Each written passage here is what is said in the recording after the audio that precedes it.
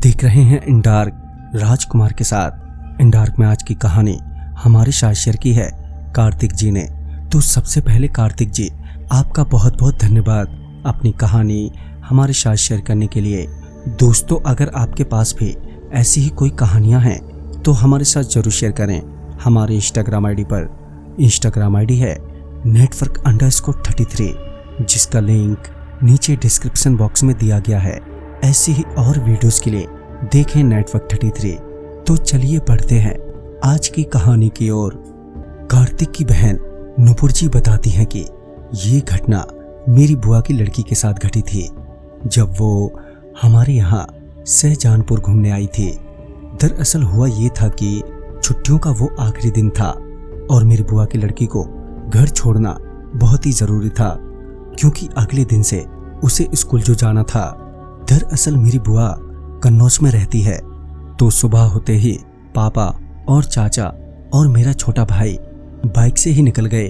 पापा बाइक चला रहे थे, भाई और बुआ की लड़की चाचा और पापा के बीच में बैठे थे, यानी कि चारों लोग बाइक पर ही सवार थे। चाचा ने कहा भी चलो बस से चलते हैं, पर पापा ने मना कर दिया।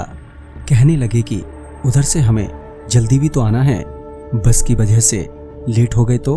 मेरे पापा वैसे तो अच्छे से बाइक चलाना जानते हैं, पर सवारियों का ज्यादा लोड होने के कारण हमें डर भी था कि कहीं कुछ हो ना जाए। पर पापा आराम से बाइक ड्राइव कर रहे थे और वो सही रफ्तार से आगे ही बढ़े जा रहे थे। तभी आगे जाकर वो एक सुनसान जगह से गुजर रहे थे, जहां पर गाड़ियों की चहल पहल कुछ ज्यादा ही कम थी। उस जगह पहुंचते ही चाचा जी ने अपने मोबाइल पर हनुमान चालीसा चला दिया और ये सुनते ही वहां से आगे बढ़ने लगे।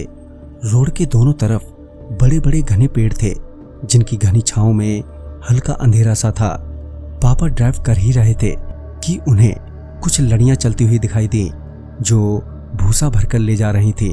पापा ने उन लड़ियों को देखकर उन्हें ओवरटेक करना चाहा कि तभी उन्हें सामने से आती हुई एक कार दिखी, जो काफी रफ्तार में थी।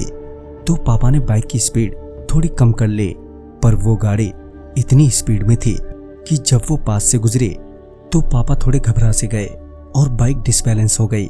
जैसे ही पापा का बैलेंस बिगड़ा कि पापा ने बाइक को उन लड़ियों में घुसेड़ दिया, जिस वजह से पापा जोर से चीख पड़े। उनकी चीख सुनते ही चाचा ने कहा, क्या हुआ भैया? तो उन्होंने पीछे की ओर इशारा करते हुए कहा, वो पीछे अभी बाइक लड़ियों में टकरा गई थी। तो चाचा ने कहा, लड़ियां? कौन सी लड़ियां? यहाँ तो कोई लड़ियां नहीं है। तभी पापा ने एक नजर फिर से देखा तो वाकई वहां पर कोई नहीं था। ये देखकर वो हैरान हो गए और वो घबराने लगे। तभी पापा ने मन ही मन बजरंगबली का नाम लिया और आगे का सफर तय किया। पर वो रास्ते भर यही सोचते रहे कि बाइक तो लड़ियों से टकराई थी, पर वो चली कहाँ गई। और वो यूं ही रास्ते भर हनुमान जी का नाम लेते रहे, पर वो क्या था ये बात उन्हें अभी तक समझ नहीं आई और वो राज ही रह गया। तो दोस्तों, इस कहानी में बस इतना ही। कहानी आपको पसंद आई हो तो लाइक शेयर करें और साथ ही हमें कमेंट बॉक्स में जरूर बताएं। तो मैं आपका दोस्त राजकुमार जल्द ही मिलूंगा आप ही की भेजी हुई एक नई कहानी के साथ। तब तक के लिए बाय एंड टेक केयर।